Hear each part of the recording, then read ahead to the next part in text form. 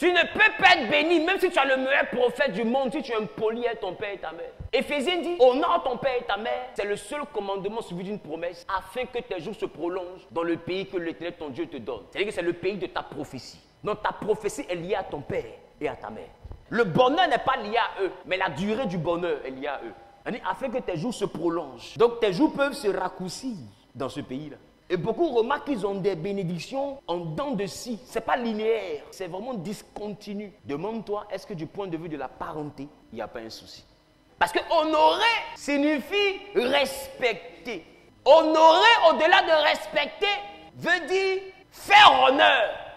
Et là, j'ai envie de poser une question parce que quand tu as l'argent, majoritairement, tu as les petits go, tu as avec trucs. Mais ma question est la suivante. Est-ce que souvent, toi-même, tu te rappelles que tu dois envoyer peut-être 100 000 ou 150 000 à ta mère? Est-ce que ce n'est pas qu'elle t'appelle que tu sais qu'elle vit encore? Et on te voit, c'est quand on dit fête des pères ou fête des mères que tu fais de lourds statuts. La pluie vient lorsqu'on honore le père et la mère.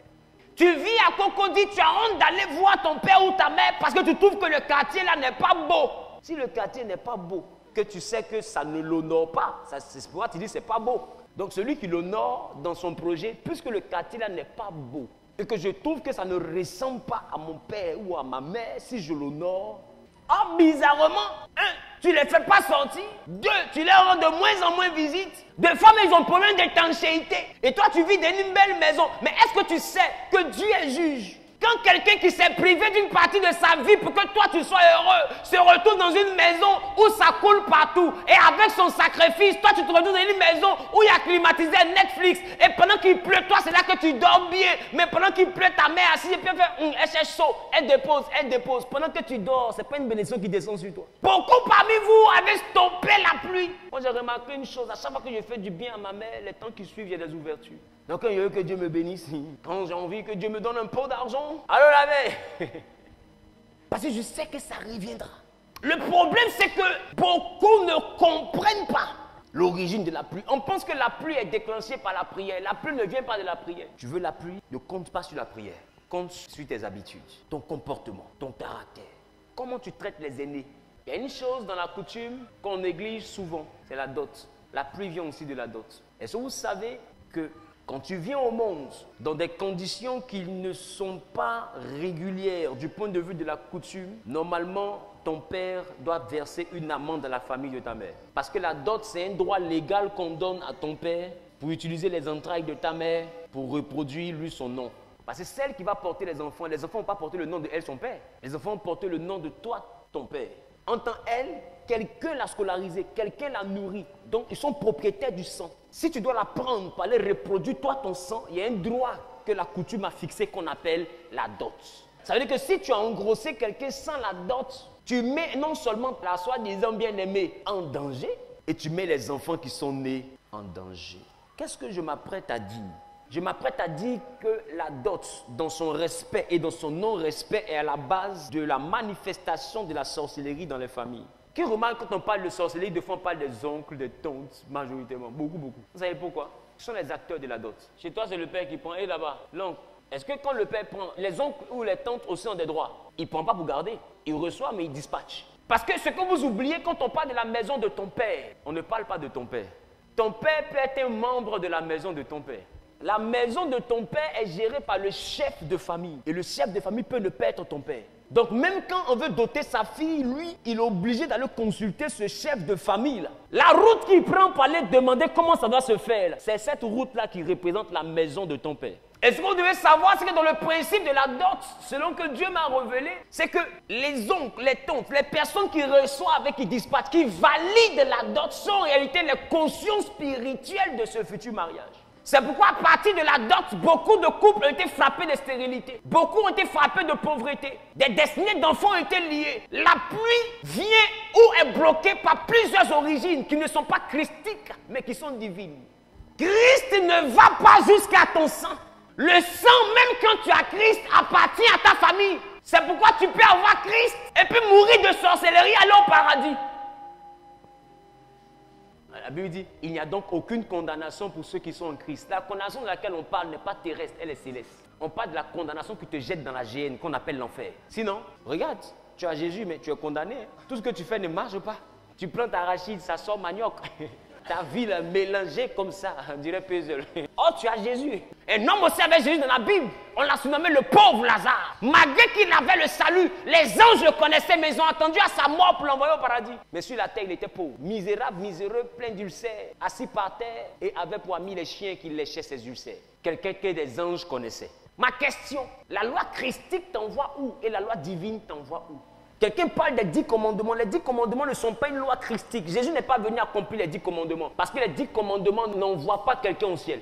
Le respect des 10 commandements ne t'envoie pas au ciel. Le respect des 10 commandements t'empêche d'avoir une mauvaise pluie. En réalité, quand les sorciers vous bloquent, ce qui vous empêche de découvrir, c'est la vérité qui doit vous débloquer. La Bible, vous connaîtrez la vérité. Et la vérité vous affranchira, vous libérera. Donc ce qu'ils vous font, c'est vous empêcher de connaître la vérité qui doit vous libérer. Et le diable vous fait croire que quand on dit « Pars au nom de Jésus », pour toi, tu es délivré comme ça. J'ai dit la prière ne délivre pas, la prière soulage.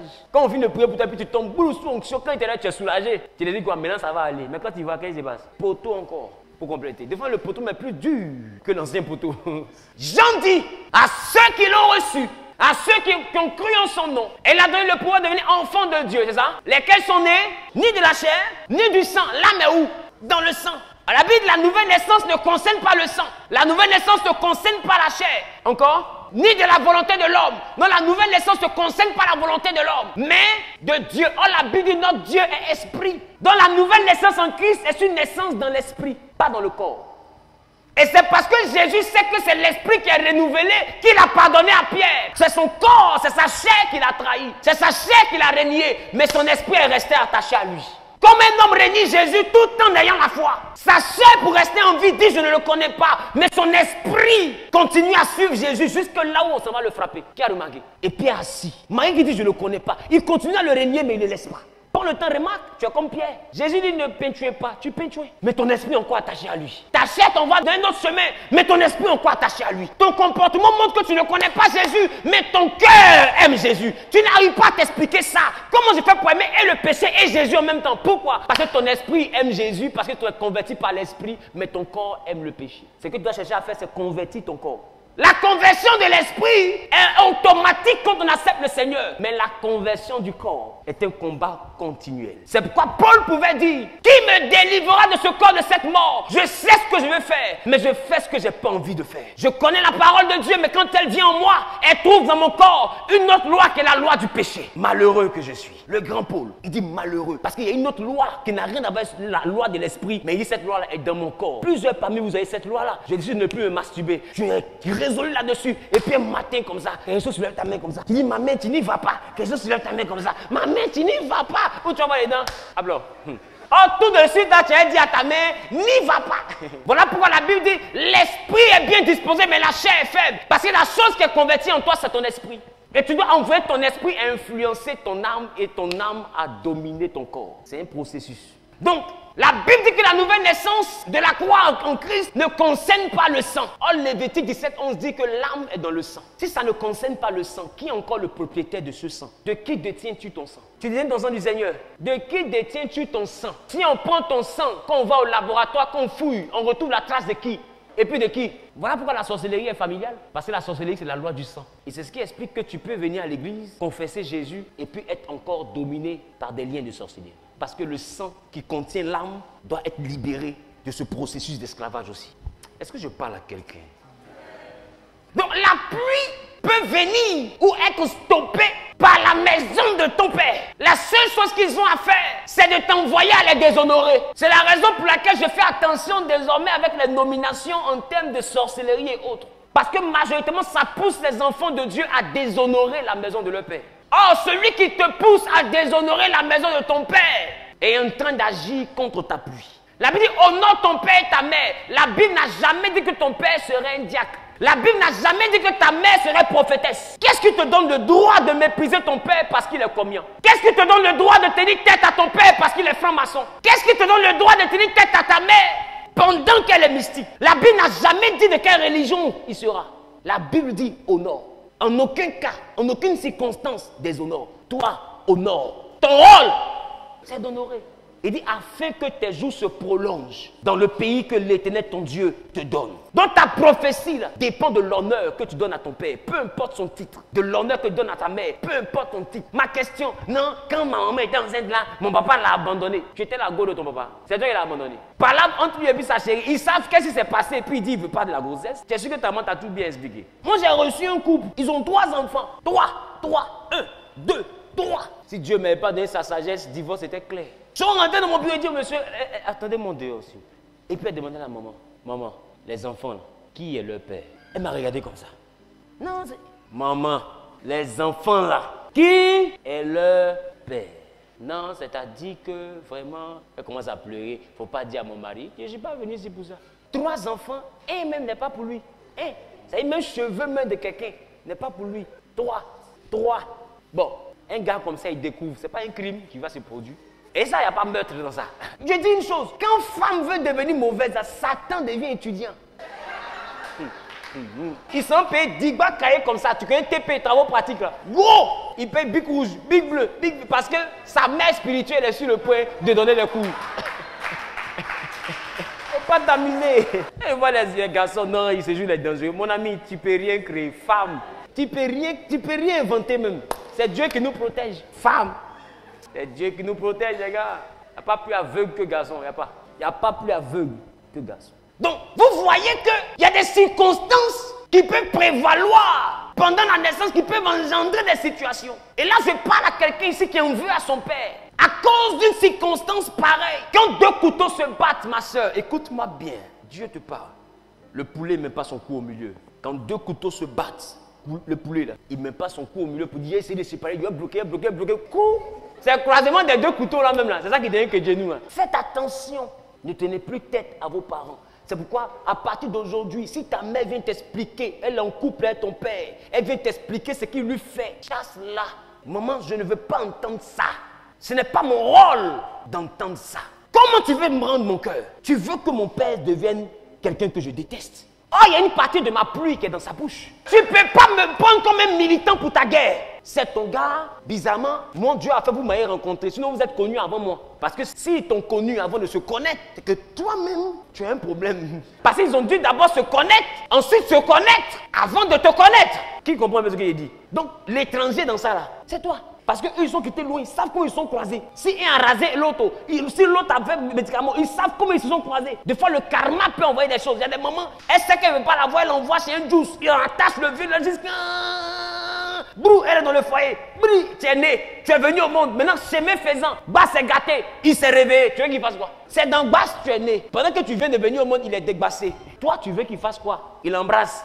Il caresse son cou, oh bébé, je t'aime. C'est Basse qui faisait ça. S'il est délivré, c'est que l'amour que Basse avait créé aussi disparaît. Donc il devient quelqu'un de bizarre. Mais est-ce que ta maman aura le courage de te dire qu'elle a envoyé derrière Bangou Rabat pour aller le ligoter? Tu as dit que ta maman me fait, tu as dit que ta maman me fait. Et puis toi aussi tu rentres dans les émotions contre ton père. Jamais plus. Elle vient te parler, maman, va voir mon oncle, va voir ma tante. Mais ce qu'il y a entre mon papa et toi, pardon. Il faut m'enlever dedans. Parce que dans ça, là, je suis le plus gros perdant. Il ne peut pas te maudire, mais ce qu'il va dire, c'est moi, ça peut prendre. Toi, tu n'es pas son sang, mais moi, je suis son sang. Si je ne l'honore pas, mes jours vont se prolonger dans le bonheur. J'ai envie de connaître le bonheur, alors réglez vos affaires de direct là-bas. Parlez, conclusion, venez me donner. Et il y a beaucoup d'enfants aujourd'hui qui ne connaissent pas leur place. Quand d'autres font rivalité de leur père, ou même de leur mère, tu te bats la femme de ton père. Tu ne te connais pas. Et puis tu cherches la pluie. Quelle pluie? C'est un matin. Toi, tu vas avoir. La Bible dit ne déplacez pas les bornes des pères. Beaucoup limitent honorer le père à le respecter. Bonjour papa, bonjour. Et puis quand tu es énervé, non, ça c'était sous la colère. La colère ne te donne pas le droit de déshonorer. La Bible n'a pas dit honore quand tu seras en joie. Alors, tu penses que quand une situation se présente, tu as le droit de déshonorer et puis après tu as envie de t'excuser. Fais attention. L'eau qui verse, on ne peut pas ramasser. Donc la pluie a une direction. Première direction, ta parenté. Comment tu les gères? Peut-être que le père n'est plus là, peut-être que la mère n'est plus là.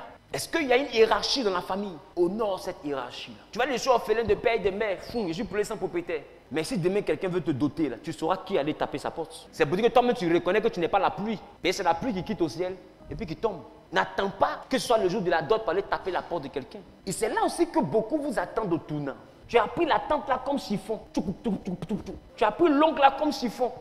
Qui comprend de quoi je parle? Maintenant, le jour, on veut te doter. T'as dit, tu es à la maison. C'est qui? C'est ma Rosée. C'est moi qui mettais au dos, là. Ah, tu sais. Qui te mettait au dos? Oh, il y a fête des mères ici. Hein. Je ne te vois pas. J'apprends que tu passes au quartier. Tu ne rentres pas chez moi. Aujourd'hui, comme il y a ta dot, ou bien on est en train de te divorcer, tu connais ma porte. Beaucoup parmi vous, parce que vous mettez dans la gueule du loup que vous-même vous avez fabriqué. Pourquoi c'est quand tu as besoin d'eux que tu les honores? En réalité, ce n'est pas l'honneur. C'est pas l'honneur. Tu es un opportuniste. Et ils ne sont pas idiots. Ils savent que leur pouvoir, là, c'est là, dans la dot. Là. Et ils vont te faire ça bien. Lourd, dur. Et beaucoup vous quittez dans les dots. Vous voyez qu'après tout est fermé, tout est bizarre. Il n'y a pas enfant, il n'y a pas bonheur, il n'y a rien. Parce que la bénédiction a été dite, mais elle n'a pas été relâchée. Il y a trop de personnes que Dieu m'a permis d'aider comme ça. Il dit la dot, tout s'est bien passé. Oui, pas tout s'est bien passé. Tu es sûr. Oui, tout s'est bien passé. Tu es sûr. Tout s'est bien passé. Parce que tu penses que tout le monde a mangé, tout le monde a ri, donc ça s'est bien passé. Tu connais le vent de l'homme. Faites attention. Dis à ton voisin, recherche la pluie. La pluie commence d'abord dans la maison de tes parents. Dieu a posé une seule question à Job qui m'a interpellé et qui est l'objet de ma méditation depuis plusieurs années. Connais-tu les lois du ciel? Comment on peut demander ça à quelqu'un? C'est dit, Job, tu veux parler avec moi, mais est-ce que tu connais les lois du ciel? Ma question, jusqu'aujourd'hui quand on te pose la question, ça va pourquoi ça ne marche pas? Tu dis, je n'ai rien fait, tout est bloqué. Est-ce que tu connais les lois? Parce que nul n'est censé ignorer la loi. Et le danger de la loi, tant que tu n'es pas allé au commissariat ou à la gendarmerie, tu ne vas pas comprendre le danger de la loi. Parce que la loi, là, le jour où on t'explique, c'est ce jour où on te défait. Qui a assisté à ça? Non, j'ai pensé que c'était pas là, moi et puis mon oncle, mon ami, coup et blessure volontaire. Hein? Mon oncle même là, on s'est battu. Il dit non, on n'a pas dit vous êtes battu, vous n'êtes pas battu. On dit coup et blessure volontaire. C'est pénal. Non, c'est pénal. Des fois, ton oncle dit, bon, c'est mon neveu. J'ai retiré ma plainte, le procureur dit, tu as retiré, il n'y a pas de problème. Nous, on continue. Vous n'avez jamais vu ça? La loi est dangereuse. Des fois, c'est quand tu es face aux conséquences qu'on te donne la loi. Faites attention. Est-ce que tu n'es pas déjà face à une conséquence de la loi? Connais-tu les lois? Aïe, aïe, aïe, aïe, aïe. Parce que deux fois, la loi, là, c'est en prison, tu vas apprendre. Est-ce que tu n'es pas déjà dans une forme de prison? Qui sent que deux fois, en famille, il a déconné? Tu as pété les plombs, comme on dit, les stars pètent les plombs, et puis un jour, tu as dit quelque chose à ton père ou à ta mère qu'un enfant, normalement, ne doit pas dire. Et deux fois, il te regarde et te dit, d'autres même t'ont rien dit. Ce que tu me fais là, ton enfant a te fait ça. Oh. Connais-tu les lois? Et après, tu dis, Seigneur Jésus, bénis-moi. Il y a des lois christiques et il y a des lois divines. La loi divine, elle existait en Exode, chapitre 20. Honore ton père et ta mère. En Éphésiens, c'est revenu encore. Honore ton père et ta mère. C'est-à-dire que cette loi-là, elle existait avant Christ, en Exode. Et après Christ, Paul l'a réitéré. Il a agrémenté, il a certifié la loi. Il dit c'est suivi d'une promesse. C'est pour dire que Christ est mort pour toi, il n'est pas mort pour toi. Tu déshonores, tu n'auras pas la promesse. Est-ce que je parle à quelqu'un? C'est pas une affaire de dire Jésus a tout payé à la croix. Il n'a pas payé ça là. Ça là, il n'a pas payé. Parce que si cette loi-là a été reprise par Paul, ça veut dire que la désobéissance à cette loi-là, le sang de Jésus ne va pas t'enlever dedans. Il faut honorer ton père. Il faut honorer ta mère. Exode l'a dit, Éphésiens le dit. Oh, Jésus, il est mort dans Matthieu, dans Marc, dans Luc et dans Jean. Éphésiens, c'est après. Le Saint-Esprit m'est venu tout ça. Et Paul utilise le Saint-Esprit. Et c'est le Saint-Esprit qui lui donne honore ton père et ta mère. Toi, tu en es pour toi là où? On voit d'autres, tu as vu ta maman 2 fois en rêve, mais toi pas 2 fois en rêve. Tu sais qu'il est sorcier, tu es sûr qu'il est sorcier. Ta sorcellerie là, c'est pas sur moi. Tu sais, quand le singe veut mourir là, il dit il fait chaud en brousse. C'est sur ton papa, tu mets ton doigt comme ça. Parce que Jésus est mort. Ok. En fait, tu n'as pas bien entendu, on dit Jésus est mort. On n'a pas dit que Dieu l'a empêché de mourir. Et après, en tant bizarrement, nous pour nous là, quand lui il est mort pour lui là, il est ressuscité le 3e jour. Quand nous on meurt pour nous là, on ressuscite quand la trompette va sonner. Ah, tu lis pas ta Bible.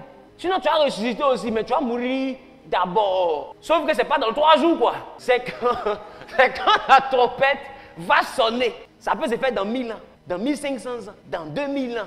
De toutes les manières, on a déjà entendu 2000 ans. Et on s'en va là-bas comme ça. Donc, on dit Jésus est mort et il est ressuscité. Donc, toi aussi, tu vas mourir et tu vas ressusciter. Donc, les choses qui peuvent te faire mourir, il faut bien étudier ça. Ce n'est pas ressusciter le problème. Mourir là. C'est ça.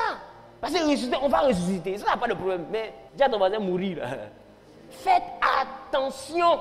La manière de mourir d'un chrétien ne définit pas son salut. Des disciples ont été décapités, ils sont allés au ciel. Lapidés à mort, ils sont allés au ciel. Étienne, crucifié, renversé. On dit maudit est celui qui est conduit au poteau de la croix. Jésus était déjà parmi ceux qui étaient au poteau de la croix. Mais Pierre, il n'était même pas seulement qu'au poteau, lui était au poteau, mais renversé. C'est que lui-même, sa malédiction là. On ne peut pas expliquer. Oh, il est pierre, mais sur cette pierre, on bâtira l'église. La manière de mourir d'un chrétien ne définit pas son salut. Et remarque tous ceux qui ont tué les enfants de Dieu. C'était des non-croyants. La raison de leur mort, la cause de leur mort, c'était des non-croyants. Faites attention aux non-croyants. Votre départ peut passer par eux. Et majoritairement, votre départ passe par eux. Ce n'est pas un croyant qui vient te tuer. Si tu sais qu'il n'est pas croyant, il faut bien que tu partes. On dit afin que tes jours se prolongent. Donc, pour ne pas partir de manière prématurée, honore ton père et honore ta mère. Est-ce que ça, là, c'est difficile? Qui sent qu'il a déjà déconné? C'est-à-dire que là, tu es assis, mais tu es en train de te rappeler d'un bafou qu'il y a eu à la maison. D'autres même là, des fois, ils ont mal à l'argent qui était au bout de pagne de la vieille. Son dernier jeté, il a mis toute sa foi dessus. Quand la Bible dit le juste vivra par la foi, là, c'était la foi là qui était au bout de pagne. Là. Et tu as pris, et tu as disparu avec. La vieille là, elle a parlé jusqu'à... Qui a pris? Tu as juré même que ce n'est pas toi. Elle a maudit devant toi, tu dis c'est pas toi. Est-ce que tu sais que les hommes passent, mais les paroles restent? Voilà pourquoi Dieu est une parole. Et il est le même hier, aujourd'hui et éternellement. La parole, quand elle est libérée, elle est la même hier, aujourd'hui et éternellement. Elle a l'image parfaite de Dieu, la parole. Faites attention aux paroles qui ont été relâchées sur vous. Le point, c'est que vous oubliez les paroles, mais le ciel et la terre n'oublient pas les paroles. Parce que les paroles sont le reflet direct de Dieu. C'est la raison pour laquelle tu vas voir que les animaux ont la voix, mais c'est l'homme seul qui a la parole. Parce que la parole est ce qui fait de nous l'image de Dieu. C'est ce qui fait de nous l'image de Dieu. Au commencement était la parole, elle était avec Dieu, elle était Dieu. Fais attention aux paroles qui sont relâchées sur toi, surtout venant des personnes détentrices d'une onction. Ton père, ta mère, ce sont des oins. Dieu t'avait connu d'avance. Et il a sélectionné ce père-là. Il a sélectionné cette mère-là pour que tu viennes sur la terre. Donc, ce sont des oins. Parce qu'un oin signifie un choisi. Oin signifie choisi. Si Dieu les a choisis pour que toi tu viennes au monde, c'est que Dieu les a oins pour que toi tu viennes au monde. Si Dieu les a pas oins, tu ne peux pas venir au monde. C'est pas possible. Donc, Dieu choisit des personnes pour nous mettre au monde. Dieu choisit des personnes pour nous bénir. Dieu choisit des personnes pour nous enseigner comme des pasteurs. Tout cela, c'est le grand groupe des oins. Ce que vous ne comprenez pas, vous pensez que les oins, c'est seulement que des pasteurs. Les oins, c'est tout ce que Dieu a choisi. Voilà pourquoi, quand Dieu a choisi Nebuchadnezzar, roi de Babylone, il a appelé mon serviteur. Pourquoi? Dès l'instant que le choix de Dieu se pose sur quelqu'un, cette personne commence à servir Dieu. On ne sert pas Dieu seulement qu'en faisant du bien. On peut servir Dieu en faisant du mal. Bon, Nebuchadnezzar, il a fait du bien. Il a pris le peuple d'Israël, il les a rendus esclaves. C'est du bien ça. Maltraiter les gens, les faire travailler sans salaire, c'est du bien. Mais comme Dieu était fâché avec eux, Dieu cherchait quelqu'un qui avait un cœur qui était méchant. Un vrai cœur de méchanceté. Donc la personne que Dieu a choisie là, c'était un Nebuchadnezzar. Parce que quand Dieu a réussi sur la terre, il n'y a pas quelqu'un qui a un cœur plus mauvais que Nebuchadnezzar. Le cœur qui peut accomplir cette méchanceté là, c'est le cœur de Nebuchadnezzar. Mais Dieu a tout fait pour un but, même le méchant pour le jour du malheur. Donc ce malheur devait venir par un méchant. Le méchant qui était le plus méchant parmi tous les méchants, c'était Nebuchadnezzar. Donc Dieu l'a choisi, Dieu l'a oint pour qu'il aille prendre quoi? Israël et qu'il les envoie en esclavage. C'est une onction. Et pendant le temps où Dieu le oint, il faut jeûner, prier, parle en langue, riquete la braque, il ne mourra pas. Parce qu'il est oint pour une mission. Dieu même le protège. Le feu, Dieu dit l'eau. Ah ouais, il ne mourra pas. Parce que je l'ai oint. Je l'ai choisi pour faire quelque chose. Tant que ce quelque chose-là ne finit pas, il ne meurt pas. Et Dieu a dit 70 ans de déportation. Et ils sont allés qu'à 72 années. Ils ont commencé à dépasser les 70 ans. Alors Daniel a commencé à se poser des questions. Pourquoi jusqu'à présent, nous ne sommes pas libres? Parce que j'ai vu dans les livres des prophètes que c'était 70 ans que ça devait durer. Et l'ange Gabriel va venir lui dire, depuis le jour où tu as voulu savoir, Dieu m'avait envoyé, mais dans le ciel. Ça veut dire que le problème était dans le ciel. Quel est le problème qu'il a dans ton ciel pour que la galère dure jusque-là? Parce que c'est ce problème qui empêche la pluie de venir. La pluie, c'est ce que Dieu envoie de son trône vers toi. Mais ce que Dieu envoie de son trône vers Daniel avait été bloqué dans le deuxième ciel. Qu'est-ce qui envoie le célibat à durer? La misère a duré, le chômage a duré, la pauvreté a duré. Ça se passe d'abord dans le ciel. Parce que dans la pluie, dans la dimension du ciel, la pluie ne peut pas venir vers toi. Ce que je vous enseigne, si vous n'arrivez pas à percuter, la prière va vous soulager. Moi, je ne veux pas te soulager. Je veux que tu connaisses la vérité qui va t'affranchir. Pas te soulager. Soulager, c'est une chose. Affranchir, c'est une autre chose. Qui sent qu'il a déconné vis-à-vis des parents? Tu as zaï, mais c'est que toi-même, tu sens que tu as zaï. Tu veux la pluie? Va chez ton papa. Avant de venir chez ton pasteur, va chez ton père et réconcilie-toi. Parce que d'autres sont ici, là. Tu fais la tête à ta mère, tu fais la tête à ton père. Tu t'auto-détruis. Tu sais que tu as déjà déconné, que ton père soit vivant ou qu'il soit mort. Tiens-toi debout, on va prier. Que ta mère soit vivante ou qu'elle soit morte. Tiens-toi debout, on va prier. Il faut que la pluie descende. Il faut que la pluie